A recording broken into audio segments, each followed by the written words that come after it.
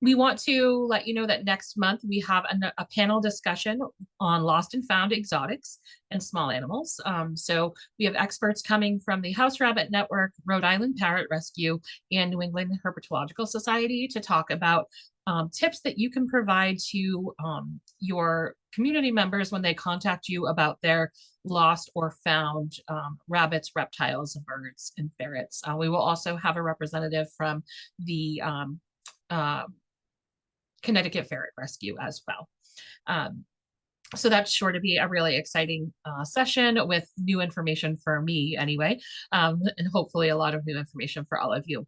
And then in the fall, in October and November, we will be presenting a medical webinar two-part series. So we hope that you'll join us for that. One session will be on contagious disease, panleukopenia and parvo specifically in your shelter, how to watch for it, what to look for, and how to protect your shelter population. And the other will be a piece on contagious disease. So we're excited to bring that in the fall, and we will have the registration set up for that soon. And then, of course, save the date for our 2025 conference. The New England Federation of Humane Societies Conference will be held at the Boston Marriott in Burlington. So we're excited to have you there with us. Make sure you're paying attention to our website for when registration starts. And if you're concerned about being able to pay for it, we also do have scholarship opportunities. So pay attention to our newsletter for those opportunities as they come up.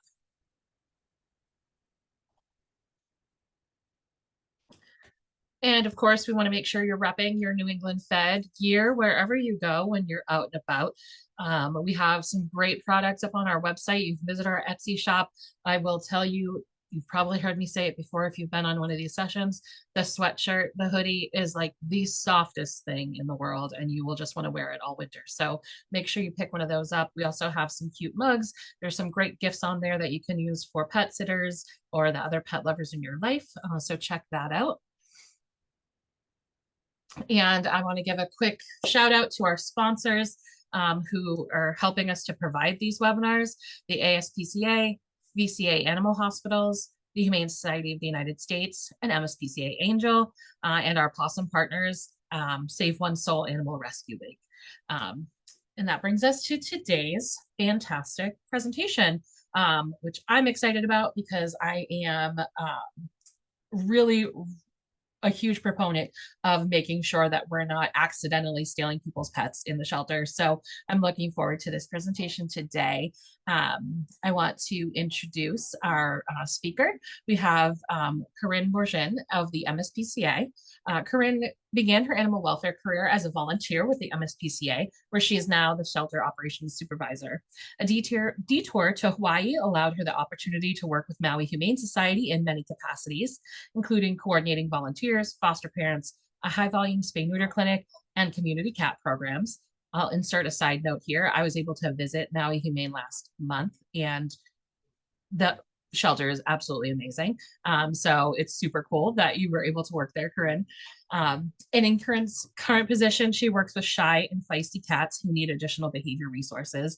And she also focuses on reuniting lost cats with their owners. So once again, submit any questions or comments in the chat, and then we'll have a big Q&A at the end.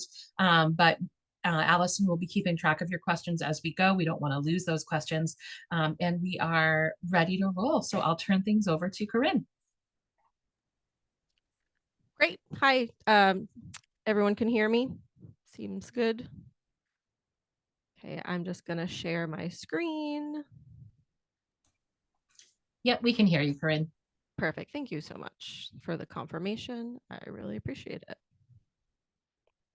Okay, perfect. Oh. Sorry, give me 1 second. Oh, here we go. A little technical difficulties. Perfect. Okay, great. Thank you everyone so much for being here. Again, I'm Corinne, the Shelter Operations Supervisor at the Boston MSPCA. And stray cats in our shelters and reuniting them with their owners has really become my passion project over the last several years in my position there. So without much further ado, I'd like to just get started, and I look forward to your feedback and questions. So let's go. All right, so today I want to talk about how historically we've discussed stray cats in our field of work. Look at how working to improve our return to home rate really benefits the cats, the community, and the people and the resources of our organizations. Let's consider our responsibility as animal welfare professionals in helping cats be reunited with their owners, and show you some action. Yep. I'm so sorry to interrupt, but your slides are not up on the screen. Oh, okay. Sorry, hold on. I'm sorry. That's okay. Let's see.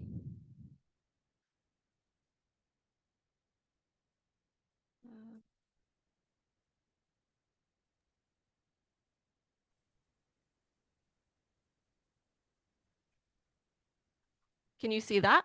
Yep, there we go. Okay. All right. Perfect. Okay. Thank you. Yes, thank you so much. Okay, perfect. So we're going to show you some actions we've taken that have greatly contributed to our increased return to home rate. Right, so this is Smokey and Robin. At the top of each section, I just want to highlight a little great return to home story that we had to just really keep the people and the animals at the forefront of what these efforts are all about. So this is Smokey and Robin. Smokey was lost for several months and reunited through a friend of Robin's seeing our Facebook post, which we'll talk about later. So first, I want to talk about the words we use surrounding stray cats and how we've traditionally defined them. So a stray cat is a homeless cat, a cat who's unloved, a cat who lacks access to resources. An abandoned cat might be a cat that someone purposefully put in an unsafe situation, or a cat in a feral colony, a cat left at a shelter, or maybe people moved away. That a responsible owner should drop everything and that it's their responsibility to find their cat and return to home, that this is a very unlikely outcome for stray cats that come into our care and really not worth spending much time on. Also, that it's not really our responsibility, it's the owner's responsibility to find their cat. So if these are the ideas that we've been working with, they have led us to the following result. So kind of the most recent data that we could find was the 2020 study from Shelter Animals Count, woohoo, and a 2017 study by the University of Queensland and Missing Animals Response Organization showed that shelters in the US and or Australia had about an average return to home rate for cats who ended up in shelters of 5%. So I don't know how many of us on this call knew this number, whether we knew it factually or anecdotally. What we probably know is that the reclaim rate for stray cats is low. And so I think the biggest picture here I want to ask is this a self-fulfilling prophecy? We know that we are so often overwhelmed, we're understaffed. And so our staff and volunteers are constantly making 1,000 little micro decisions, and we make those decisions informed by our experiences and the culture of our organization about where to put our time and energy. And we're going to put our time and energy where we expect to get the most return on results for our limited resource. That just makes sense. That's just us being human beings trying to do the best that we can every day. So historically, because return to home has not been a likely outcome, stray cats have not been one of those areas that get a lot of our attention. But really what I want to ask today is, what if we made a commitment to changing that? So this is Olivier and Pierre. Pierre is the cat. And they were reunited when we asked the finder of Pierre to go home with some flyers and put them up in the neighborhood. So I want to challenge us to redefine the terms that we just, or we, by we, I mean I, just defined. And I'm going to share my reinterpretations here, but I'd love to hear some thoughts or see some thoughts in the chat if anyone else wants to chime in. So a stray cat, to me, is as simple as this. This is a cat whose story is unknown to us, We probably know where they were found. Maybe we have some information from the finder. Maybe they're chipped. We know their sex, spay, neuter status, their description, but we really can't pretend to know anything else. Abandoned or dumped. This is a big one that I'm going to really challenge all of us to avoid using this term unless we very specifically ourselves or through a reliable narrator saw this act happen. Otherwise, we can almost never use these terms accurately, and we don't know what truly is the situation. So for example, when people say this cat was, quote, dumped at a feral feeding station, I would argue that a lost or a homeless cat who lives in the vicinity of a feeding station is going to find their way there and find it to be a really great place to start hanging around. The cat that is presumed to be abandoned at our organization, you know, we've all had it happen where there's a box or a carrier left outside the doors or in the lobby that turns out to have a cat in it. We even treat those cats sort of what we would maybe think of as being purposely left behind at our facility, the same way we do all other, quote, stray cats that come in. And we have had multiple abandoned cats be reclaimed because they were actually left by someone the owner was in a domestic or a family dispute with, or a neighbor conflict situation. And generally for us, of the cats abandoned with us, about 20% get reclaimed by the actual owner. The cat who got lost while moving or purposefully left behind when the people moved out of the neighborhood. Guess when a really chaotic time to lose a cat might be? When people are moving. There's realtors, there's movers, there's deliveries, and then the people no longer live in the area and don't really know what to do or might have logistical challenges to finding their cat. And that's where we come to the responsible owner. People have no idea what to do when they've lost a pet, especially a cat. There's a lot of bad information out there, and we really need to recognize that people who we know love their animals, they're feeling compassion fatigue really early on in the process. It's really overwhelming, and after a few days, it might be emotionally easier on them to presume the cat is like, you know, safe with the old lady who lives down the street, or even that they've died a peaceful death, because the not knowing is really, really hard. People who love their pets also just have conflicting priorities. So even if they did know what to do, people have jobs and kids and families and housing that are going to sometimes take precedence over what we think they should do for their lost cat. And then we also need to acknowledge that there's might be other barriers to support, such as language, disabilities, access to the internet, or other physical resources that we might take for granted, like literally having a printer to print flyers or access to humane traps. And so I really want us to think about return to home as the result of making some informed decisions about our stray cat protocols based on data and the mindset that we can increase our return to home rate. So what has this story looked like in the past? We all know that a narrative sells, and the dumped cat makes a good story. And it like also might make us feel good that, you know, we've swooped in, or that the Good Samaritan has swooped in to help this cat, especially if the cat is underweight, in poor condition, like has fleas or is matted or things like that. But again, I'm going to encourage us to consider that we don't know the whole story, and that editorializing can really do more harm than good, especially in communities that we most need to repair our relationships with.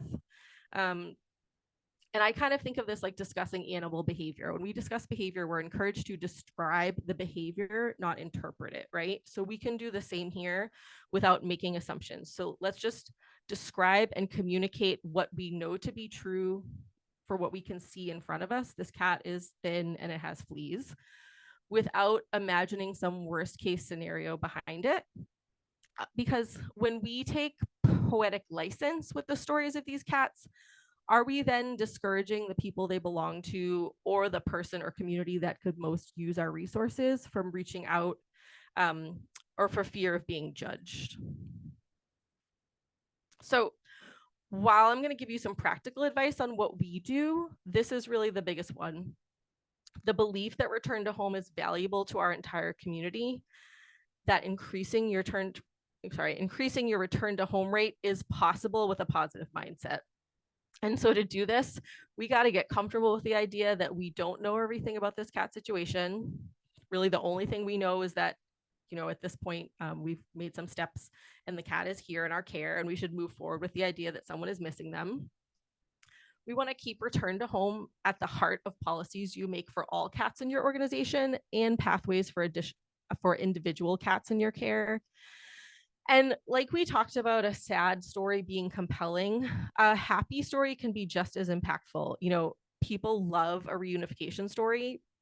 So I think sharing those successes and inviting the community into your process is really important. We want to tell them how important return to home is to our organizations. And I think that really builds trust and shows integrity for the work that we do every day. So we decided to really make some simple practical changes and then really rethink and change our approach to stray cat protocols a few years ago. And our results for 2022 and really going forward have been this. So around a 34% reclaim rate for our Boston Adoption Center at the MSPCA. And I want to acknowledge that everyone's data and population is going to look different. But the goal here is really to reconsider the policies you already have in place in an effort to make some improvements to the return to home rate you have currently. I'd be curious and love to know, just as an aside, how many of us know what our return to home rate is for cats, off the top of our heads, or could even, find that information at the click of a button. I sometimes think that can be information that's hard to find depending on how your organization manages their data.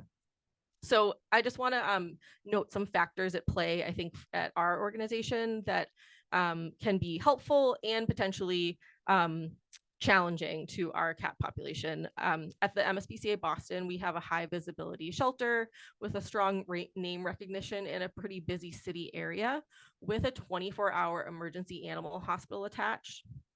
So we get what I have to imagine is a high incidence of medical cases. So cats that are coming in specifically because they've been found with an illness or injury, and we'll touch on that a little bit later. And then also far away cat cases. So cats coming from as much as an hour plus away because we may be the only place open and available if someone finds a cat in need after hours. So this is just kind of a quick at a glance look of what our return to home rate started look like over the past several years. Starting in 2017, I started there because that was, I think, kind of the last year that we were just managing with the kind of status quo for what we had been doing for years with stray cats, which was if someone showed up with a cat or someone called about a cat, we'd say, fine, bring it in. Cat would come in. We weren't having a lot of in-depth conversations with the finders about what's going on with this cat, why they brought it in, why it may not need to come in the first place. We were scanning for a microchip, calling on a microchip if that phone number worked, and then essentially waiting for people with lost cats to contact us because it's their responsibility. In 2018, we started to post strays on our MSPCA Facebook page, which was like a little, nudge kind of in the right direction. And then 2019 was really kind of the year we started locking down our stray cat protocols. I should stop here for a second and just mention that this presentation is focused on cats because they historically are much less likely to be returned to home. Also, the MSPCA isn't a legal stray hold facility for dogs. So we will occasionally get stray dogs into our care, but usually they will either get reclaimed right away or transferred to the animal control of the town where they're found. But certainly all of these things could apply to any and all animals. So anyway, back in 2019, really started making mindful decisions about what we do when we're talking about stray cats, which we'll look at shortly. And you can see just that 2017 to 2019, we doubled our return to home rate sort of when we backed off from that wait for the owners to come to us approach. And then you can see from there, it's increased exponentially, probably not exponentially, I'm using that word incorrectly, with a high of 36% in 2020. And so really the question we started asking ourselves back in 2018 is this whole sit and wait for an owner to find their cat mentality. Is this working? Does this responsibility fall at least partially on us? And I'm here to tell you that I think part of the conversation we're having here today is that yes, the responsibility does fall at least partially on us because we're really the ones leading this conversation. So this is Mary and Pito, and they were reunited when our Lost and Found Facebook page post was then shared to her local community Facebook page, and she was able to see that her cat was in our care. All right, so we are really the animal welfare professionals and experts in our community, like right where we are all here on this talk today. And we want to, be up on what matters most in animal welfare right now. So if we want to be on the forefront of the field, I think we're all here because we know that one of the biggest movements in animal welfare is the acknowledgement that pets and their people deserve to stay together. Going back to what I mentioned earlier, certainly we need some buy-in from owners of missing pets, but understanding that this is a really difficult experience for them to navigate. And when I think about it, we build programs around helping people adopt, surrender and surrender prevention, behavior and training, and spay neuter, and medical care. And in none of those situations do we expect the client to come to us with the expertise. So it's just really interesting to me that over the years, like this is kind of one of those areas that we have decided that the client or the owner, really needs to be the expert in the situation. Shout out in that previous slide to Allison, who is our New England Fed rep today, rocking her sidewalk cat photo. I love it so much. And then ultimately, aside from the feel good factor, which we of course all really need to get us through the day, getting cats reunited with their owners really benefits us in a myriad of ways. So at our adoption center, the average length of stay for a cat who is reclaimed is 3 days. Length of stay for all other cats on average is 13 days. So that is really 10 days of care, supplies, and space per reclaimed cat that isn't taking up other resources in our shelter, which for us in about a year totals about, a little less than 800 days of care overall that we are reducing from our workload. We also know that length of stay is the greatest risk factor in developing infectious disease in a shelter environment, and that length of stay increases stress in animals and the people caring for them. So overall, this is a win-win. So this is Mito, Rosa, and Alejandra. And Mito was reclaimed when they found a flyer that our team had put up in the neighborhood where he was found. And it can really be, outside our shelter doors where some of this work starts to take hold as repositioning ourselves as a resource to the community. So what this looks like for us at the MSPCA is having a really easy to find and helpful resources on our website. This includes offering advice about what to do when you've lost or found a pet, our phone number to our direct lost and found hotline, contact information for other local animal organizations that they might want to reach out to, and links to helpful websites like Paw Boost, Petco Love Lost, Pet FBI, etc. We use an online form for folks to fill out lost and found pets where they can also send a photo. That way, all that information is just in one single, easily searchable and manageable database. Excuse me.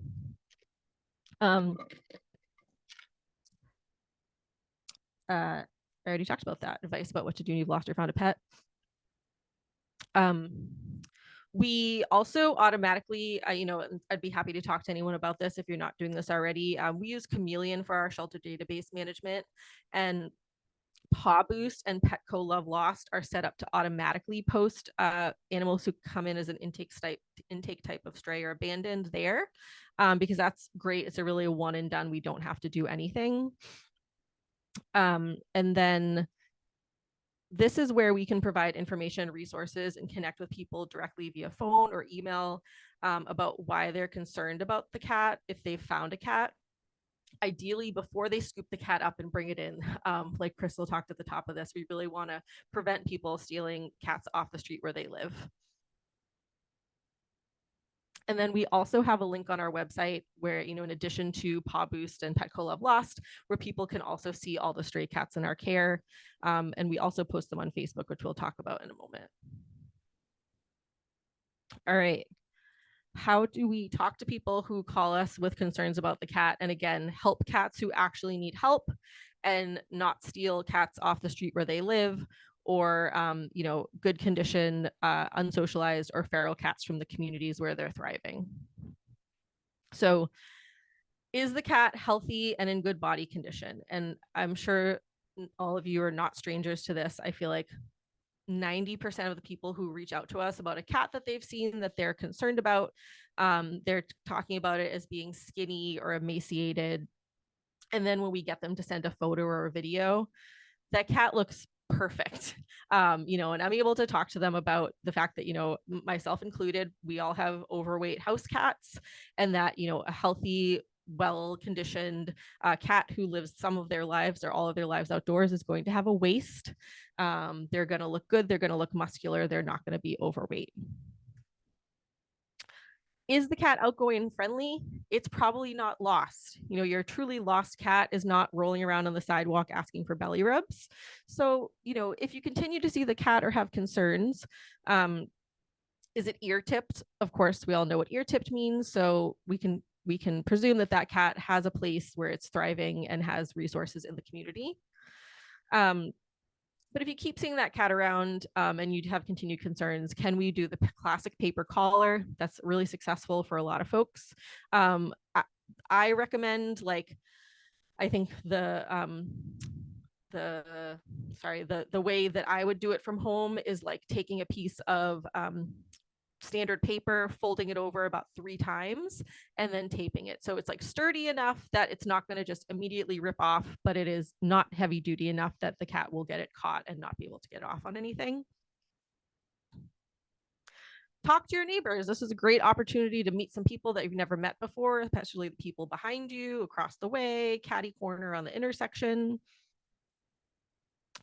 I always talk to people about the fact that social media is great, and absolutely that's a place that we should be posting, but there are plenty of people who are not online and not on social media. So the mix of the actual hard copy flyers in the neighborhood and online posts in your community groups is a really great way to go. Are you feeding the cat? Guess what? If you're feeding the cat, it's going to hang around, and it's very possible that you're not the only person feeding the cat. So, that's a conversation that we're also going to have as well. We can, if you've done all these things, the cat's still around, you're still concerned, of course, get it scanned for a chip. I know at my shelter, we'd be happy to do that for you. A local vet might do that for you. Other shelters will hopefully do that as well. We can also check our lost report. So did someone report a cat missing that might match this description? And that absolutely does happen sometimes. So that's a great way to reunite them in the field without them ever actually having to come to the shelter. And then at this point, if the cat, of course, in the very beginning, if the cat is in need of medical care, for sure, we can help. And or you've done all these things to no avail, then we're here as a resource if the cat really does need a safe place to be. For us, we came up with this form around 2018, 2019, when we started thinking more about stray cats coming into our care, and getting these answers up front for us really helps us move along more quickly in the decision-making process for what the outcome might be for this cat if it ends up with us and it is not reclaimed. So I think in the past, what we had done was someone would come in with a stray cat. We would be stressed. We would be overwhelmed. And we go, and take the cat in. And then a couple days down the road, be like, oh, I have this question, or what was this cat like in the, in the environment where it came from? And then we'd have to be in a waiting game playing phone tag with the person who brought it in. So let's ask all the questions we know we would want answers to up front, and then we're not in a waiting game. So just some highlights of things that we're asking here. 1, are you or anyone you know providing food to this cat? Good info to have if we're thinking about TNR as a possible outcome. Is the cat friendly? So understanding how the cat acts in the world and in an environment where they're comfortable can help us make more informed decisions for cats who have challenging behavior in the shelter. What are their litter box habits? Oftentimes when someone's brought the cat to us, maybe at that point they've had the cat in their home for a couple days. So did they use the litter box appropriately? Have they seen the animal interact with children, other pets, things like that? So that can give us info if we did end up placing the cat for adoption or as a working cat. We can also ask here if they are interested in adopting, if that ends up being the outcome for this cat. You know, often at time of surrender, folks feel an attachment to this animal that they're helping and maybe considering adopting. So by addressing this now, we can, one, discuss our adoption process and fees. Two, make a note that this person would kind of like first dibs so that we can contact them right away when the cat stray hold is up. And then three, this gives them time to think about whether adopting this cat is actually right for them. So we're, again, not in a holding pattern when it comes time. If the cat's going to become available, we've kind of already asked them to like have that decision ready if they receive that phone call. And then this is where we can continue the conversation about TNR, why we might decide that this cat is a good candidate for it, how they can help. And it also helps us understand the area the cat would be released for TNR and whether or not it's safe and appropriate. And so this is going to stay with the cat as kind of a surrender profile. So we've done some troubleshooting with folks in the community who are looking out for the cat. Once those have been exhausted and the cat ends up with us, what are we doing? So this is Sky and the Martins, and they were reunited through one of the steps that we take, which is we're kind of in constant communication with our local animal control and other shelters in our area to collaborate on our lost and found reports. As an aside, I would love a world in which we just all have access to the same database, but let's chat about that off this meeting later. So this cat came to us. We didn't have any matching loss reports. She was not microchipped. But Boston Animal Control did have a loss report that matched this cat because, again, people don't know what to do. And, you know, I can only speak for Boston proper, but just in the city of Boston, there's MSPCA, there's Animal Rescue League, and there's Boston Animal Control, three main shelters that people really have to contact all of us individually. So, but because we collaborate, we were able to get that loss report that we didn't have and have these folks be reunited. Okay, so what are we going to do? Of course, we're going to scan for a microchip, but we're going to delve into this a little bit more later. We're going to check our lost and found reports. It is, to me, so important that whatever method you use to like use a lost and found report database, that photos are a big part of it. I think when, especially for our friends, the brown tabbies and the black domestic short hairs, it can feel really overwhelming to like see the amount of potential matches. And if you have, excuse me, an actual photo to go off, it really reduces the amount of work that you have to do. But I will also say that I don't ever hesitate to call someone and double check to see if the cat we have could possibly be theirs. I think at the beginning of this journey that I'm on, I kind of worried that if I wasn't sure, by calling them, I would get their hopes up and kind of open up like a painful wound. But what I've actually found is that most people are either going to tell you their cat has been found, which is amazing news, and we can update our records. So we're eliminating that report from all of the data we have to sift through. Or honestly, if their cat is still missing, people are so appreciative to know that you're even still looking and keeping them in mind.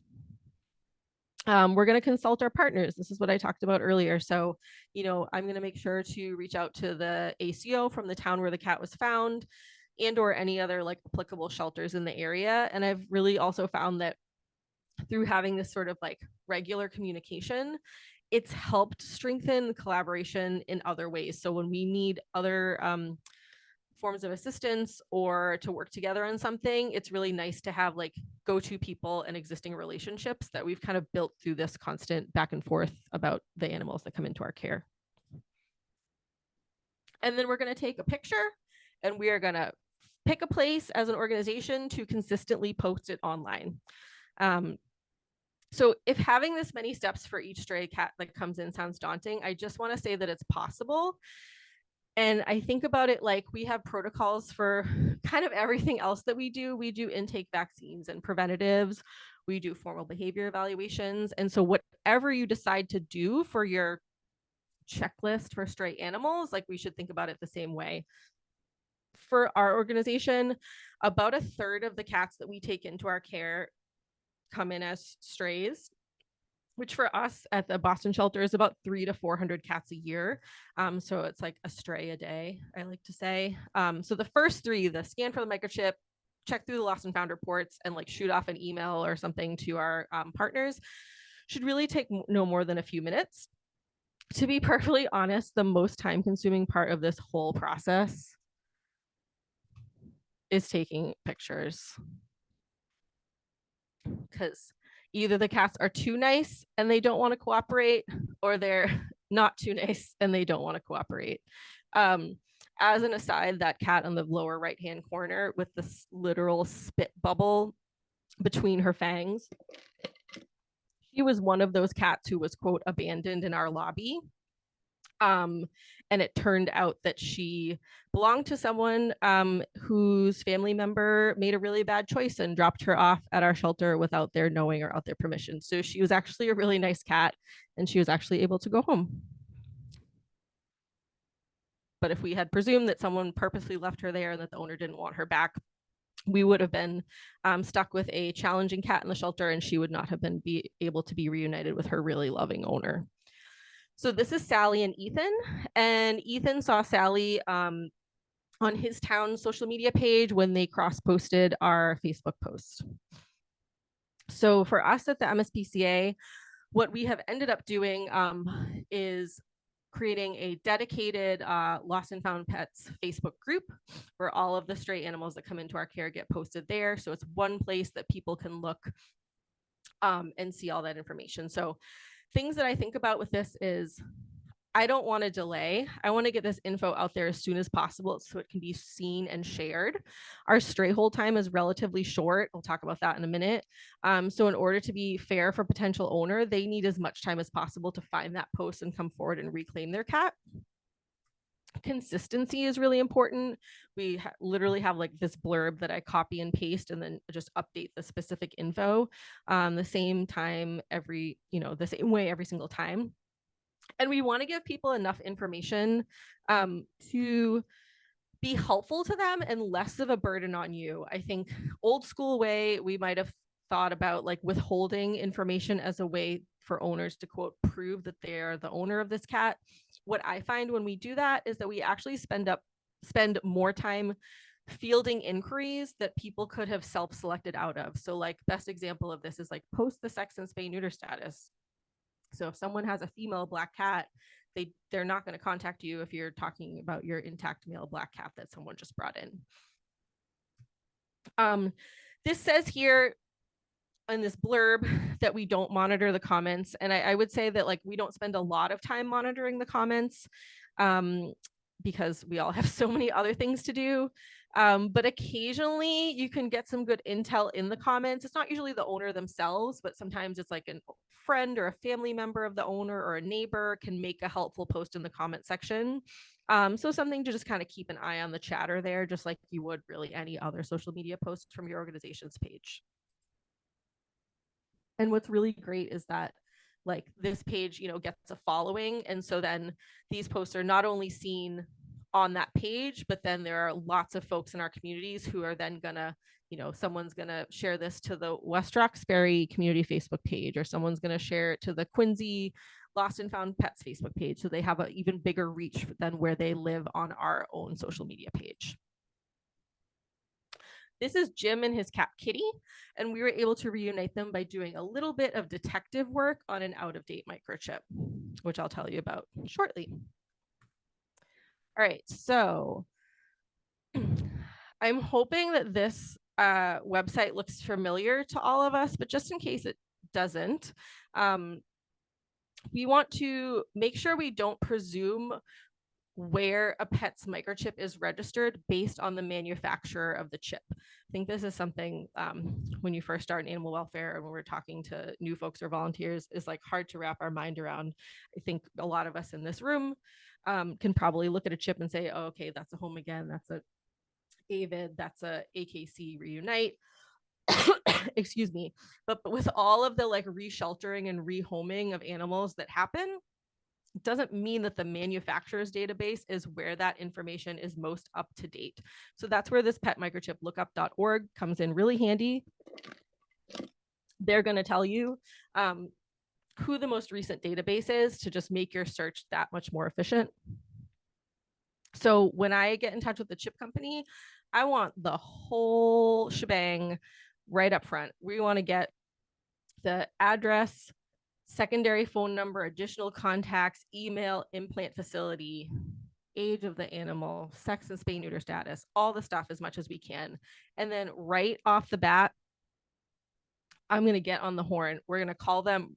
We're going to leave a voicemail if we don't get them. We're going to text if we don't get them on the phone right away. We're going to send an email. We're going to do all the same things to the additional secondary contact.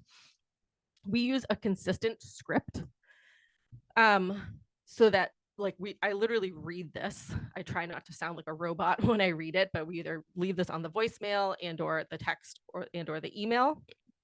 That way we know the person is receiving and getting the same information, no matter who's contacting them, with nothing vague about the message that we're sending, which is a cat that is chipped to you is here. We say in this message, we need to hear from them for within 24 hours to really create a sense of urgency. Of course, we're not going to move forward with other outcomes for the cats within that outside of that time frame. What possible outcomes for the cat could be. So for our organizations, possible outcomes could be transfer, adoption, or euthanasia. And so we want to be really clear about that up front so that they know and that they, have been given that information. And then really your request for contact, even if they've rehomed the cat and or can't take the cat back. So at this point, if we haven't heard from them, I think this is where we've traditionally fallen back on the idea that, okay, well, now it's the owner's responsibility. If they didn't register the chip at all, obviously we had nowhere to go, not even these first couple steps. Or if they haven't kept that information up to date, it's really their problem. And we're going to get frustrated with them and feel like, well, it's really a dead end. I know from my experience having a lot of conversations in the community about microchips, many people have no idea how it works. I'm sure that we've all had conversations about the fact that it's not a GPS device. Their animal received a microchip at the same time they are being fed a ton of other information. Like it was likely when they were picking up an animal from surgery and they were having aftercare instructions, or is during an adoption counseling session. So even if there was a conversation about registering or updating a microchip, it was likely lost in the shuffle. So reinforcing this idea that it is partially our responsibility and that it benefits the animal, the owner, and our organization. So let's take this like a couple steps further as part of our protocol. So we're going to contact the implant facility for updated or additional info. You know, what that might look like is the implant facility is a veterinary clinic.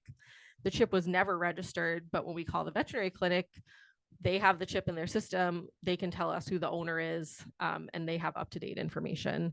I've also had it happen where the chip is registered, but the information is out of date. I call the shelter where the chip was implanted, and it turns out those people have since adopted or interacted with that shelter in a different way recently, and they have more up-to-date contact information. Excuse me.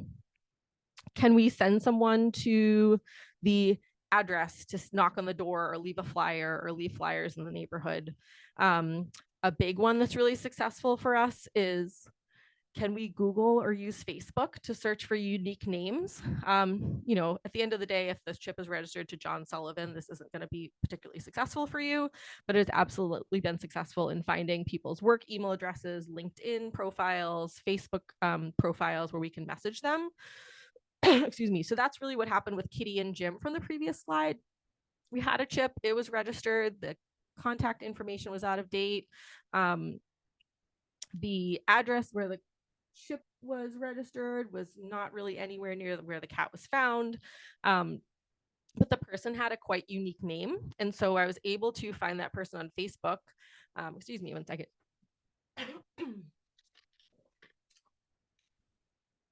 Thank you.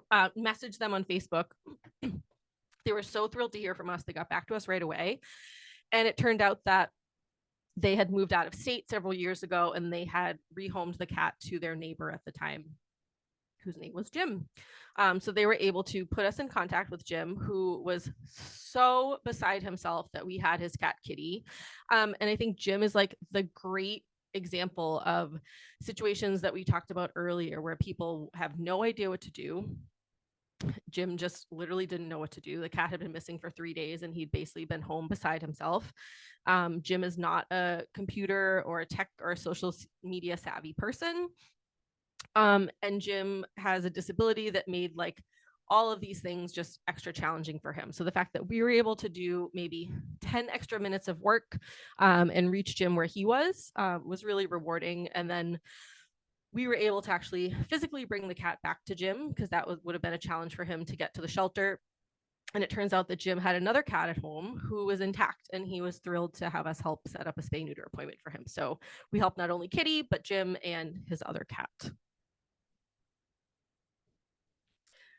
Just a few microchip statistics that I think are kind of interesting. In 2019, about 50% of the stray cats who came into our shelter had a microchip. I'd love to like see more data from other shelters about what that looks like for them. I will say that I would guess in New England in general and Massachusetts and the greater Boston area, we probably have a pretty chip saturated group of cats in our communities. So I'm going to guess in other parts of the country and world, this number is probably a lot lower. But of those chips, 65% were registered with up-to-date contact information, which is great, about 2/3, but that means a third of them are not registered or don't have up-to-date contact information. And I think it's just really interesting to see that if working microchips were our only method of reunification, our reclaim rate drops to 12%. And 12% is not shabby. Like 12% is more than double the national average, but 12% is also the rate that we were back in 2017, when we were just kind of going on working microchips and sitting and waiting for people to come to us. And it was even lower before that than when we had that, taking that more passive approach. And then because people often ask this, of course, we're gonna make sure that cats have a chip before they go home if they didn't already, and or help people update the chips if they need that when their cats are getting reclaimed. All right, so this is Rosie and Bill, and they were reunited through just a plain old boring working microchip, which is kind of my favorite situation. All right, so I'd love to know either in the chat or like in your mind what we might be thinking when we see these cats come into our shelter.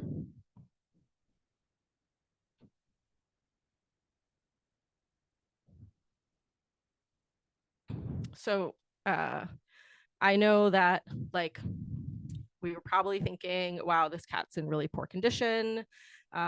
They have been out on their own for a really long time. They don't have anyone looking for them. Or if they do have someone looking for them, those owners are really poor caretakers. They don't deserve to have their cats back. You know, these cats are in a terrible situation. So surprise, these cats all have owners. And these cats and many other strays that come into our care have medical concerns. Again, you know, I don't know what everyone else's population looks like, but I think because of our shelter in Boston having Angel Animal Medical Center with the 24-hour animal hospital attached, we see a really high instance of strays that need medical care. So in fact, about 20% of the strays that we take in have some kind of chronic disease. So FELV, FIV, kidney disease, hyperthyroidism, or an acute injury that needs surgery or wound care. We also see so many wounds of unknown origin. Just quickly, I don't know how everyone else is doing with WUOs these days. Our Boston Adoption Center has 9 right now. Which feels quite overwhelming. But obviously those guys need a 4-month quarantine, or these cats would have dental disease advanced enough that we would be performing a cleaning and extraction should they stay in our care. So a couple of points here. And again, I know that every organization is going to have different amounts of resources and ability to provide different things.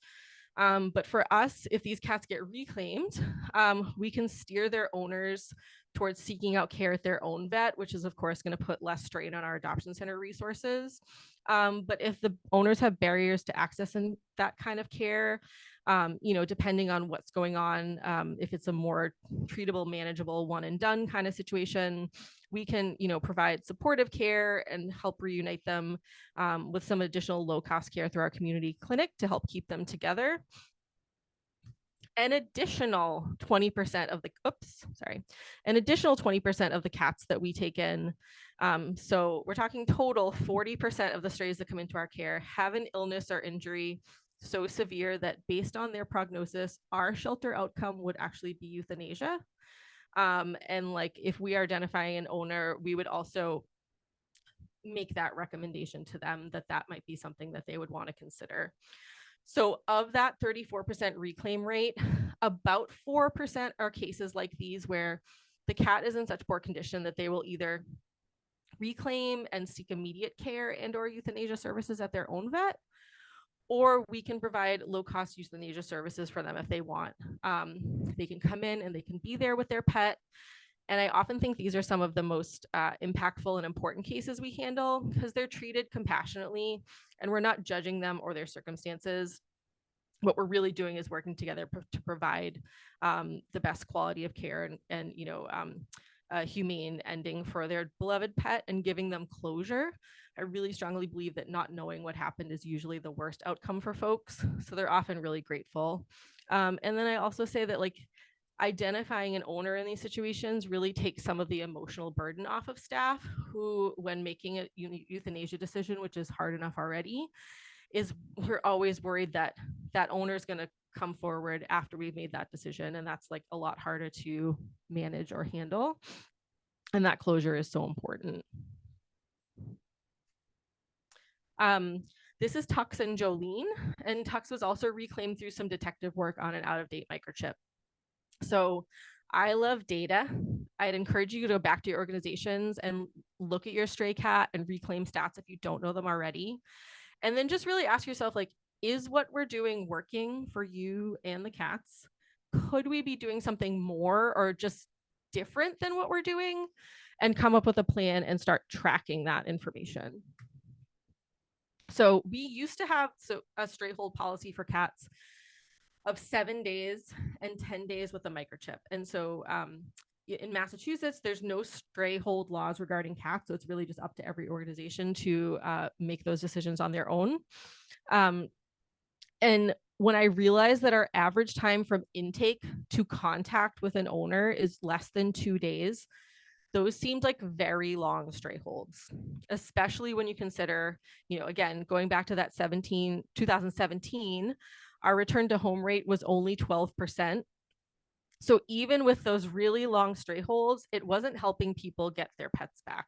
So now our stray hold is 5 days with signs of ownership and 3 days without. And we also put policies in place to not hold the cats back unnecessarily. So healthy, friendly strays can be on view by the public during their stray hold. We're going to use a sign like this that is, going to identify when their stray hold is up. So if someone fell in love with Cleopatra before March 3rd, we can have their contact info and notify them as soon as she's available. They're ready, they're expecting the call, and then she gets out of the shelter ASAP. We still believe that pets belong with their owners. So even if our ability to make contact with them falls outside our expected timelines, we have put policies in place to ensure that our adoption matchmaking process reinforces our stray hold policies. So this is something I'm very curious how folks deal with this, and two, how you feel about how we deal with this. Because I feel like often when I have conversations about this or give versions of this presentation, there's often gasps from the audience here. So when someone expresses interest in a cat who was brought in as a stray, the first thing our staff does is have a conversation about possible outcomes. So we let them know that we've done our due diligence, that at this point, it's very unlikely that an owner will come forward. But if the owner does come forward, we are going to contact the adopter to make arrangements to return the animal. And then we wait and see their reaction. So if they have a very negative, judgmental response, if they're like, oh my gosh, those people don't deserve to have their cat back, that's terrible, I could never do that, we're going to tell them, like, I get it, I totally understand, I would be devastated by that too. So let's find you a cat who didn't come in as a stray. So that is just not possible. And a cat who has a more known intake history. If they seem like they would be, of course, like we expect people to be disappointed, but compliant, we can move forward with the matchmaking. And then the policy is reinforced with our adoption agreement. So the clause in our adoption agreement used to say, we may contact you about the possibility of returning the cat. And guess what? Compliance was very low on that. Now it says many animals are received by the MSPCA Adoption Center as strays. On occasion, a person may provide evidence that they are the rightful owner of this animal after the animal has been placed in a new home. I understand that should this situation arise, I will return the animal I adopted. So first question people have, how often does this happen? For us, it's in about literally 1% of cases. So that translates to about 3 or 4 times a year. What I can tell you is since we made the switch to this type of communication, the entire process has been way easier and less stressful on everyone involved. So let's acknowledge and not pretend that the adopters aren't sad and disappointed, but they also usually understand the importance of helping reunite this pet with their original family. Next question is, why does this happen? Why did this person not come forward in sort of our expected time frame? I can tell you that it is almost always something completely out of the owner's control. And when I say time frame, normally this is happening a week, 2 weeks, 3 weeks, max maybe month post-adoption. And what these situations are is we were on vacation and the pet sitter didn't let them know the cat was missing. They were hospitalized and the family member for the cat didn't tell them the cat was missing until they came home from the hospital. So obviously this is a really hard call to make to the adopter, but at the end of the day, when we sort of went back and forth on this, someone in this situation is going to be disappointed. And is it going to be the adopter who's had the cat for 2 weeks or the original owner who's had the cat for 7 years? It seemed more appropriate for us to ensure that the cat got back to the family they'd likely been with for a long time. And in the past, we'd have a very upset owner, like real upset, which I totally understand. Whereas the adopters are sad, but they're understanding. And this just really felt like the right way to go for us. And we're glad that we kind of switched to this model. Of course, we're going to refund the adopter and or help them find a new cat that's a good fit.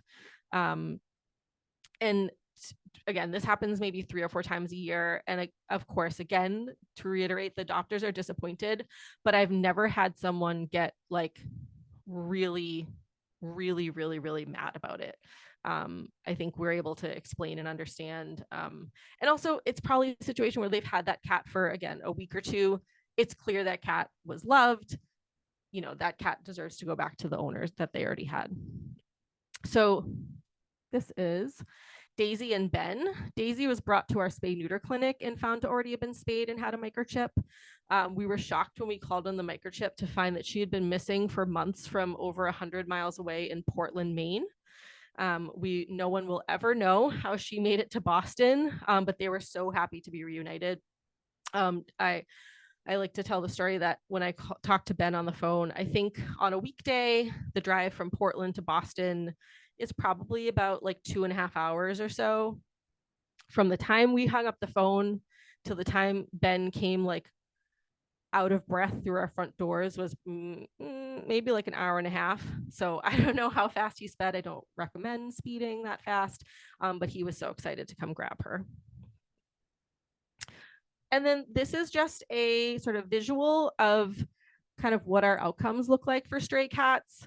You know, I think sometimes people have questions about what these look like. I think we stand behind our euthanasia policies. That euthanasia really does reflect the fact that 40% of the cats coming into our care need medical care. Also that we're really doing our best to keep the healthy cats in the communities where they live and not coming into the shelter. Adopted cats also include cats that didn't have a safe TNR option or an appropriate TNR option, and so were placed as barn or working cats. And then this is really breaking down, you know, what of those methods and checklist is working for us. So you can see at the bottom there that dark blue is working microchips is, you know, the biggest method of reunification, which is great. Again, we love that. We love the low hanging fruit. We love the working microchips. But then you're going to see there that so those social media posts, close second to microchips, detective work on out of date microchips, close third to that. And when you combine the social media and the detective work on out of date microchips, it is quite literally one number off from the working microchip. So that is really the biggest thing that I can recommend is figure out your social media game plan if you don't have one already, or if you need something that will work better for you, and then take those extra steps on those microchips. Don't presume it's a dead end if it's not registered. Don't presume it's a dead end if the phone number is out of service. There's extra steps that we can be taking there to find those people and either get their cat back to them, or you know, make contact with them to make another plan for the cat. I just realized that what I didn't include in this is that about 3 to 4% of our reclaims are also cats who don't actually go back home. So those are situations where we make contact with the owner, we have a conversation with the owner, and then it turns out that either they can't take their cat back for some reason, or they had been kind of considering surrender for any number of reasons. And now that the cat is in our care, it probably just makes sense to move forward as an owner surrender. But I'm still considering those reclaims, and we're still considering those successes because we're getting closure for the owner. We're getting information about the cat that is helpful for us to move forward with other outcomes for the cat. And then we can sort of tie those loose ends up. This is Desaya and Mittens and her boys. And they were reunited when someone contacted us about a cat they'd been seeing in the neighborhood. And we were able to match that cat to a lost report that Desaya had made with us. As it always goes, Mittens had a spay appointment scheduled for about 2 days before she went missing. So we were able to have the finder bring the cat in the morning for a spay appointment, and then Desaya was scheduled to pick Mittens up that afternoon after her surgery. And so the finder had brought her in, and then maybe a half an hour later, Desaya showed up at the shelter in the morning. And I was like, oh my gosh, I'm so sorry. We must have gotten confused. I must not have communicated appropriately. You're going to come in the afternoon to pick her up. And she was like, oh, no, I know, but I cannot wait till this afternoon to see her. I know she's here. I want to see her this morning before her surgery, which is really, really lovely. And then the kids didn't know that Mittens had been found at all. So when they came to pick her up in the afternoon, it was a surprise, and it was really great. So that's the gist of it, folks. I would love to know what questions we've had come in, what things you guys are doing that are successful, what's a challenge for you, you know, how we can continue to collaborate on this and just try to do more and better for the cats and people in our community. Thank you so much, Corinne. That was really fantastic. I've never seen this presentation by you before, but I've heard about it, and it definitely met all of my expectations. It was really great. Thank you. No, thank you. We do have a couple of questions in the chat that I can start with. First, would you mind maybe sharing your best contact information in the chat? We've had a few questions that would probably be best just like directed straight to you about like certain paperwork and wording that we use at the MSPCA. Yes. They'd love copies of. Yep. In particular, oops. Oh, I just lost it. In particular, about the stray cat form that I don't know if we still use it. Do we still use it at most of the shelters?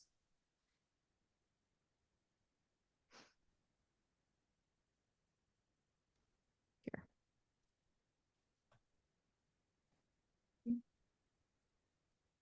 Okay. Oh. Getting a few more questions in.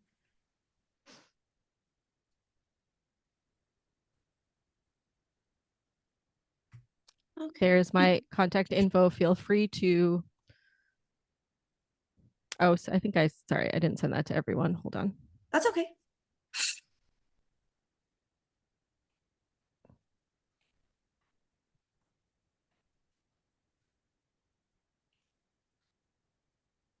And while you're sending that, we also had a question as far as the modes of contact that we make when we first get a stray cat in. Do you ever mail a letter to the primary contact on the microchip? That is something that we used to do. That was part of that when we had like a 7-day stray hold and then a 10-day stray hold on microchips. And again, these are all just policies that, you know, we're making up as our own organization at the time. And we used to mail a certified letter. Yeah. And what we found is that over, I would say, in the 4 years that I did that, when that was part of our policy, we had a single success rate on that. So that just felt like a process that didn't feel sort of like that the time that took for someone to go to the post office and things like that really benefited us. That doesn't mean that that wouldn't work for you. I think what we find is that I would rather just go to the house and knock on the door or leave them a flyer. And that, you know, and I understand that that isn't always possible. And to be honest, it isn't always possible for us as well, depending on where the cat was found. But we've also been able to ask the ACO in the town to do that for us. Or is there a volunteer that lives in the town that would do that for us? I wouldn't ask the volunteer to knock on the door, but I might ask the volunteer to leave a flyer in their mailbox. So totally, I think there's no harm in doing that, especially if it's just popping a flyer in the mail. I think what gets tricky is what is your stray hold time frame versus what is expectation for that mailer. But there's absolutely no reason that there's no reason that's wrong to do. Right. That makes sense. All right. Have you ever used or do you recommend microchiphelp.com? I have used them for international chips for sure. There's another, and I can share that if people want to email me. Like I don't know if it's Microchip Help, but some other website that's like a deep dive that has like a really great spreadsheet for all sort of the microchip codes and the country codes and stuff like that. So I have had some success with that for sure. Utilize all the things. Yeah, cool. So would you say that website then is like primarily for international microchips, or it still gets local as well? I don't want to like toot our own horn too much. I think that for local things, I think we're pretty well versed in like running down all of the options, but you know, again, there's no harm in reaching out to them. I have found, again, I'm not sure if we're talking about the exact same website, but there is a website that I've used that has like, when we get chips in, that pet microchip lookup has no clue what it is. It's a chip I've never seen before. Can we find like the country code, and would that help us find who that is? I will say that my experience with the success rate of those still isn't great with those international chips. But again, I'm going to run down that lead if I can find it. Great, thank you. And the last question I have right now is, do you post info or photos from lost reports you receive on your Facebook page, or just found cat info? That's a great question. So we decided that as the MSPCA, there are so many lost and found Facebook pages where people can post lost pets, that really our focus for our page is the pets that are in our care, to really keep that focus very narrow, so that when people come to that page, what they're looking for is to see is their pet in our shelters. And that there are probably, I would say, too many other places for lost and found reports to get posted. So we didn't want to muddy the waters there. It's just for the animals that come into our care. And actually, to be fair, I have no problem posting found animals. So, you know, sometimes someone brings in a cat to like ask us to scan for a chip or something, and either it doesn't have a chip, or the chip at this point is a dead end, and the finders take it home. And so at that point, we're taking a found report. And, you know, given that we kind of had an interaction there and could be a contact for that situation, I also will, you know, if those situations come up, we can also post that cat as like, we post it the same way as if it was in our shelter. And then if someone reached out, I would say, great, actually this cat is with this person. They consented to give you their contact information. Here you go. Reunification. Awesome. Awesome. Another question I have, how much staff time does the program take? Are you able to use volunteers as well? And how much time do they contribute? Yeah. So it's kind of a little bit of everything. So like on intake, of course, like whatever staff is taking in an animal, they're scanning, if they are able to, they're taking a picture. I would say like majority of the like, if the things don't immediately have a reclaim or immediately have a contact through a microchip, they're coming through me. I'm probably spending, this is really hard to quantify, but maybe 10 hours a week, 8 hours, in the summertime, more time, in the wintertime, less time. And then we also have volunteers who help. So volunteers are awesome. We have people come in multiple times a week to check the voicemails and call those people back and manage those inquiries. And then they are also looking at, we have a report we can print of animals currently in the building who have an intake type of stray or abandoned. And then they're cross-checking those with the lost reports. And also cross-checking lost reports with found reports, and then coming to staff if they have any possible matches, which is like super fun for them too. They get to play detective, and then it's really great when they actually get a match. They feel really great, which is really fun. Awesome. That was all the questions that we had. Everything else right now in the chat is just a lot of really big thank yous for you and your presentation. It seems like well received, and especially the success stories were really heartwarming. So thank you. It's so great. Like, who doesn't love that? We all need a little bit more of that in every day. Yeah, most definitely. Crystal, were there any closing remarks we needed? I just want to remind everyone to keep the date reserved for our conference in March. It's March 24th through 26th at the Burlington Marriott. And also just stay tuned for our upcoming webinars. Next month, September 11th, again, we'll focus on lost and found exotics, and we'll have a panel of speakers from various organizations talking about how we can best help our community when they come across loose rabbits, reptiles, ferrets, or birds, and some tips to provide to owners who may contact us if those pets go missing. So join us for that. You can register right on our website. And then I also wanted to just give a quick plug to last month's webinar is live on our YouTube, the New England Federation of Humane Societies YouTube. And that last month's presentation was all about sleuthing microchips. So there might be some information in that if you want to go back and watch that. That is a nice addendum to Corinne's session today. So thank you all for attending. We're really excited to have been able to host this, and we look forward to seeing you all next month. Thank you so much, everyone. Have a great day.